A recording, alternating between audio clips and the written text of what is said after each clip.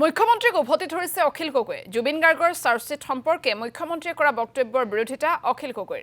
মুখ্যমন্ত্ৰীয়ে চাৰ্জশ্বিটখনে ২ নম্বৰীকে দিছে বুলি দাবী কৰিছে অখিল গগৈয়ে। আন্তঃৰাষ্ট্ৰীয় পৰ্যায়ৰ আইনজ্ঞ নিয়োগ কৰি প্ৰতিদিনেই গোচৰ প্ৰক্ৰিয়া চলালেহে জুবিন গাৰ্গে ন্যায় লাভ কৰিব বুলি দাবী কৰিছে শিৱসাগৰৰ বিধায়কগৰাকীয়ে। হিমন্ত বিশ্ব শৰ্মাক আমি শুনিলোঁ যে তেওঁ কৈছে যে ২৬ চনৰ ইলেকশ্যনত জিকিলে ২৬ৰ শেষতহে ফাৰ্ষ্ট টেক আদালত দিব। তাৰ অৰ্থটো কি জানেনে?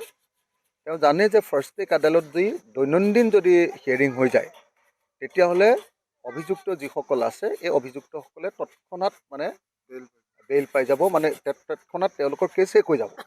কেলৈ শেষ হৈ যাব? কাৰণ চাৰ্জশ্বিটখন ২ নম্বৰীকে দিলে। চাৰ্জশ্বিটখন প্ৰকৃত অৰ্থত তদন্ত কৰি বনোৱা এখন ভাল চাৰ্জশ্বিট হোৱা নাই।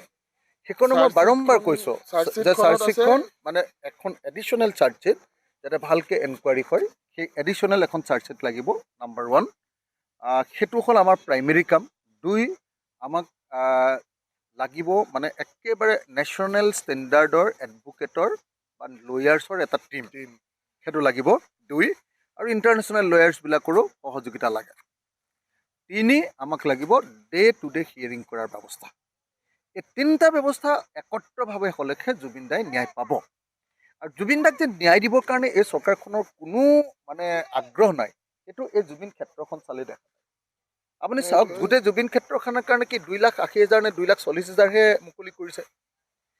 2,40,000 যদি চেংচন কৰে এতিয়া 2,40,000 ইয়াৰ বেৰখিনি দিবলৈকে নুজুৰিবচোন, ৱালখিনি দিবলৈ, বাউণ্ডেৰী বাঁহৰ বেৰে দিয়ক 2,40,000 2,40,00,000 হয়নে? এনেকৈ কৰিছে হয়নে? 2,40,00,000 কি জুৰিব কওক? গতিকে মই সেইকাৰণে ক'ব খুজিছোঁ যে হিমন্ত বিশ্ব শৰ্মাই আমাৰ জুবিন দাক ন্যায় দিব খোজা নাই। সেইকাৰণে আজি ভিক্টৰ আৰু মই চাবলৈ আহিছোঁ। ভিক্টৰ আৰু আমি এনেকৈ ভাবিছোঁ যে দৰকাৰ হ'লে চৰকাৰৰ পৰা সহযোগিতা নোহোৱাকৈ আমি জুবিন ক্ষেত্ৰখন সংৰক্ষণ কৰিম।